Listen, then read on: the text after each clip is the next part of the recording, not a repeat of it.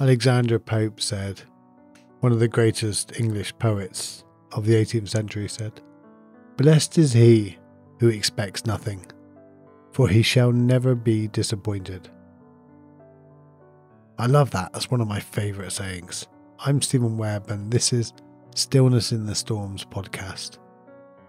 On today's show, I'm going to share how to stop expectations ruining your inner peace.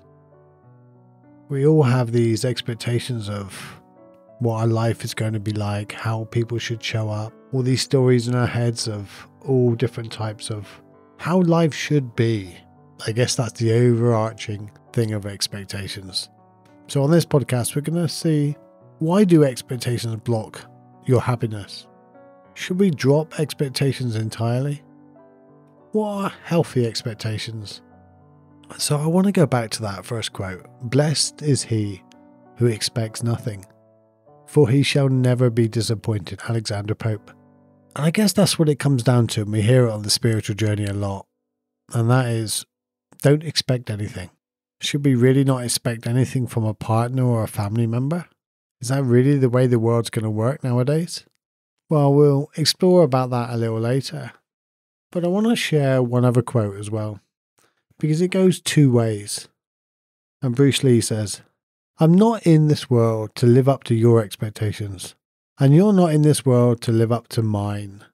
I love that quote also because that does the other side of it as well. So let's look at what expectations are. Where do we have them in life? Well, as we're going through school and we think about our careers and think about what we're going to do in life, we have expectations of us and where our life's going. We have expectations of life and career. I can remember at school, and whenever I bumped into any family members or people that I hadn't seen for a while, it was like, what do you want to be when you're older? What are you going to do? How are your exams going? And it was all this pressure of, I almost felt like everybody expected something of me, which in return made me expect something of myself. Well, if I don't fulfill these things, I'm going to be a failure. And then, of course, when everybody thinks we're going to be a failure, that's what they expect to happen. So we kind of create that. You know, when I was up until I was 18 and I ended up breaking my neck and ended up paralyzed, I expected my life to go a certain way. And then ever since then, whenever anybody hears about me breaking my neck when I was that age, they tend to look at the alternative of what might have happened. It's almost like they expected a different life that would have been better, or would have been like, they say, well, you would have been really successful. You'd have had a family. You'd have been done this, that, and the other. And I'm like, well, how do you know? I could have been a real bum, and I could have ended up in a serious car accident a week later and not even survived the following weeks. The thing is, we don't know about all the alternatives, but we have this image in our head and this story in the head of how things should be. I've got a daughter, and for many years, I had a running narration in my head of how a daughter should be and what she should do and how she should show up. And she had the same story in her head of how a dad should show up. And then when we don't, we disappoint them. But the reality is, I don't know how she wanted me to show up. I never asked her. I never said to her, like, hello, Kem. You know, I'm your stepdad. How would you like me to be a stepdad? What would you like from me? And vice versa. She never looked up and said to me, hey, I'm your daughter. How do you want me to show up? How would you like a daughter to be? Now, of course, it's not a matter of how I want her to be, and vice versa. But unless we tell our partners and relationships and family members partly how we expect our interaction to be, they never know. It's not about expecting them to be something different. It's about the respect of the relationship between. Because you're in a relationship, whether it's a friend, whether it's just for half a second in the line when you're in a checkout queue. Every interaction with another person is a relationship. How do you expect that relationship to go, even if it's only for 2 seconds? So there's nothing wrong with some expectations, you know. It's not a matter of just going, hey, I don't expect nothing off anybody and my life will be happy. It won't be happy in that way. And then we have the expectation of how life should be. The expectations of how I am and how I should feel inside. In any given situation, I expect my body to react in a certain way. And when it doesn't, it annoys me, it frustrates me, and ultimately gets me down. Or sometimes my body surprises me and reacts in a better way, and I'm like, wow, you dealt with it like a warrior. Just last week, I was starting to get a cold. My nose was tingling. You know that feeling when your nose, you just know there's something lingering around. The back of your throat is very slightly tingling sore. So you know you've got something, but you're waiting for it to either disappear or go boom and just like come out into a full-blown face cold. Well, my body fought it off. I'm okay this week. So it's like, yes, like nice one. I was expecting the cold. I got something different. Nice one. So sometimes we go down this route of negativity, and it's very often negative. We expect people and we expect our body to react negatively. So sometimes when it doesn't, we should be really, really happy. And then we go out into traffic. We got a doctor's appointment at 4 p.m. It's a 10-minute drive. So we start looking for the keys at 11 minutes to 4. Get in the car and drive away. We expect the traffic to be clear and open up and all the roads just to magically empty just while we drive through. And then we have mixed feelings between it. Oh, I expected this. Oh, did you really? Why didn't you leave a little earlier? That's my inner dialogue. So you see, it's all about wanting life to be different from what it is. And that's what I mean by dropping expectations. Like Alexander Pope turned around and says, blessed is he who expects nothing, for he shall never be disappointed. When you set out on a journey, don't expect a traffic jam. Or don't expect clear roads. Just accept what is going to be. Maybe leave a little earlier just in case. And then if you get there early, brilliant. If there is a traffic jam, brilliant. A little bit of time out.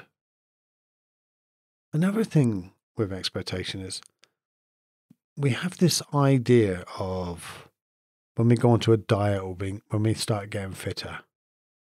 The first few days is like going really, really well, and we feel the weight loss and we feel the body hurting and aching and growing. And then that expectation continues, but it doesn't. The losing weight and the body getting fitter tends to plateau after a few weeks. So we get fed up because our expectations are then ruined. I was expecting it to go better, and then we go back into the old routines. Jeff Kinney says, you can't expect everyone to have the same dedication as you. And that's another thing. If you're passionate about something, we almost expect other people to be passionate about it too. We want them to see the same in it as what you see in it. Well, luckily not everybody does. Because everybody would have the same hobby. Everybody would be doing the same things. That means my weird hobbies would be 5 times more expensive and they would not be weird anymore.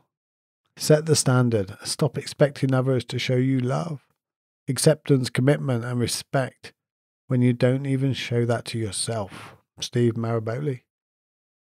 And he's absolutely right. We're always wanting someone to give us something. In love, please love me. Treat me with respect. Please give me what I want. Please fulfill my life and make me happy. And I know on the basis of that, you might think, no, I don't think that. But we do really, right? We're so annoyed when someone lets us down. I remember a couple friends of mine, they were together. They've been together about 12 months. And it wasn't the most probably progressive relationship. But I remember walking with the guy one day. We were walking the dog. And he was telling me about the way he spent a whole day at home one day fixing the carpet. Now, I don't know what was wrong with the carpet. I don't know how big a job it was, but he spent quite a while on his knees fixing the carpet. And he was waiting for his partner to come home and be really pleased. After all, it was a hard job, and he'd been on his knees all day, and he wasn't getting any younger, and it was looking really good, and it was something she really wanted sorted, and he got it sorted for her. And she walked in, he said, and she did not even notice. She just stepped right over it, huffed and puffed, and we barely spoke all evening, and we went to bed. I just can't believe it. I worked all day for that. I was on my knees. I was hurting. I could barely stand up. And that's the thanks I got. A few days later, I was with his partner, and we were going for a walk, and she said to me, "Do you know what, Stevie? The other day I went out for work. I left home at 5:30 in the morning, and I was at work all day. I did not get home until 7. I was so tired, and I was so knackered. And literally, nothing was done. The cups, the few cups and plates were all on the side. I don't think he even went in the kitchen, apart from to make his sandwich, and that was all left out on the side, including the bread. He did do the carpet. I'll give him that. But really, it was a 20-minute job. It really wasn't much. And yes, I appreciate that. But really, he was home all day, and he did not do anything. He did not even take the washing off the line outside. That was now wet, and I had to do it. I got home at 7 o'clock, and he hadn't even done his tea. So I had to cook for him. And I tell that story because it's perfectly from the both sides, where both of them were blinkered in seeing exactly what they wanted to see. During the day, they built up this image in their heads of what they expected their partner to do. And I asked her, "Did you ask him before you went to clean up and to do the dishes? And I might not be home until 7. Is it possible you could put something in the oven for tea?" And she goes, "No, I shouldn't have to." And I said to him, "Did you say to her, 'Oh, I've done the carpet today. Is there anything else you'd like me to do?' Or, let her know what you have done?" He said, "No, I shouldn't have to. She should take notice." And here's the problem. Unless we communicate, unless one tells the other what they're expecting of them, don't be mad when they don't live up to your expectations, because how can they know? How can they know when they are living up to them or not? But yet we feel as if we shouldn't have to say. We feel as if they should know automatically. But just because you can see it doesn't mean someone else can see it. And trust me, I have carers, and every one of my carers do things very differently. One immediately sees when cups are left out. One will immediately see when the carpets are not done. The other will immediately see when my clothes are dirty or I need everything's done. Every single carer brings something different to the table, but the other ones cannot see what the other ones do. So every single carer tends to think that they're the ones that do most, and they expect the other carers to fit in line and do what they do. Well, I'm quite glad I've got different carers that do different things, because not one person does everything somebody else would like. They all bring something different to the table, and for that I appreciate them. Never thought I'd need to tell them, but I do tell them now. I do point out when it's pointed out to me that they haven't done this or they haven't done that, and I'm like, yes, but this is what they have done. And then it's very often, okay. Still doesn't stop the frustration. So why do expectations block our inner peace? Well, it's because there are expectations. Other people don't care about our expectations that much. Yeah, that's it. They care about our happiness. Well, most people, if anybody's in your life, they normally care about your happiness and whether you're feeling good or in a good mood or you're sorted. They may not care exactly what you're expecting them to care about. And we get so annoyed when things are not the way we expect them to be. We set out in the car and we expect to have a nice, friendly, comfortable drive. And somebody cuts us up. Somebody flips the middle finger in the window and is really rude to us. And we're mad because we were not expecting that and we don't think we deserve that. It's okay to be angry. It's okay to be annoyed. But what are you going to do with it? Are you going to carry that around? Or are you going to leave that little expectation on the side of the road where it should be left? So should we drop expectations? No. Like I said, sometimes in life we need a little expectation. If I pick up the phone, I expect the person on the other end of the phone to be at least polite.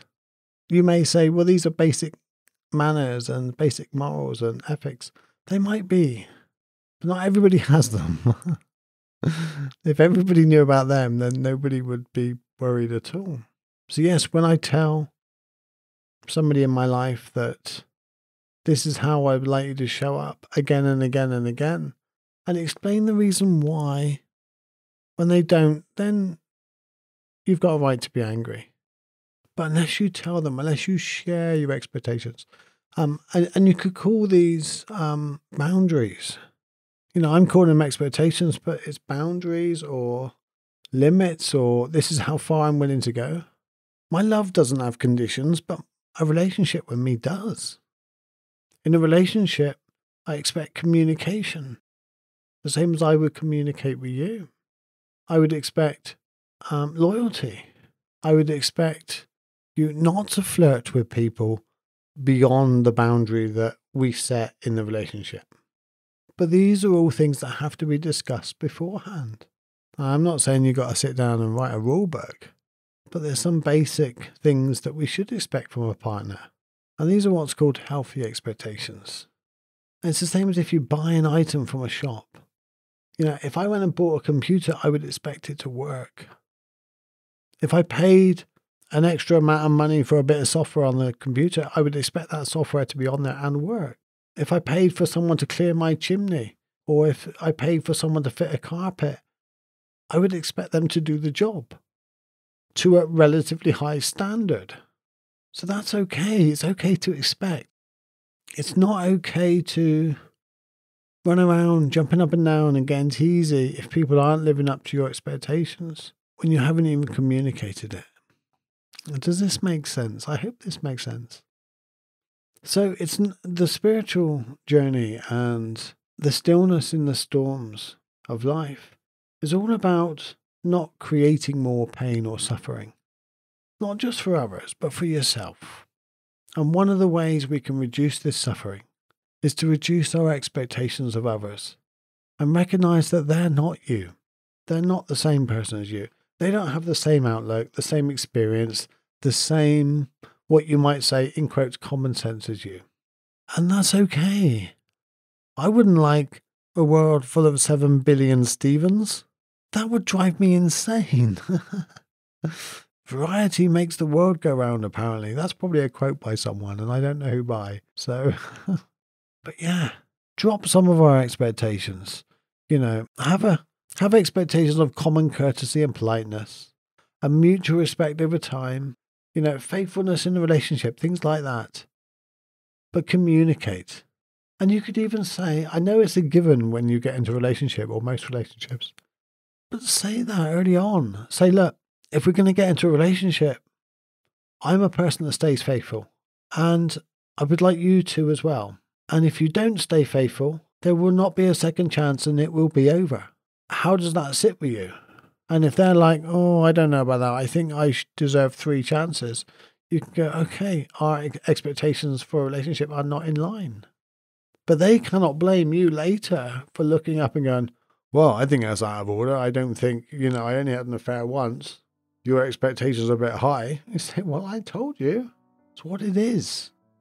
Just softening your expectations and recognizing they are not you will make a lot of difference in your life. Try it just for the next few days. Right, drawing this podcast to a close, thank you for spending your time with me. Really appreciate it. And if you soften your expectations a little bit, you'll realize your life softens.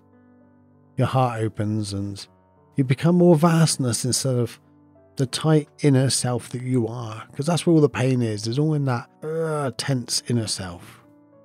All the happiness lies in the vastness of the sky.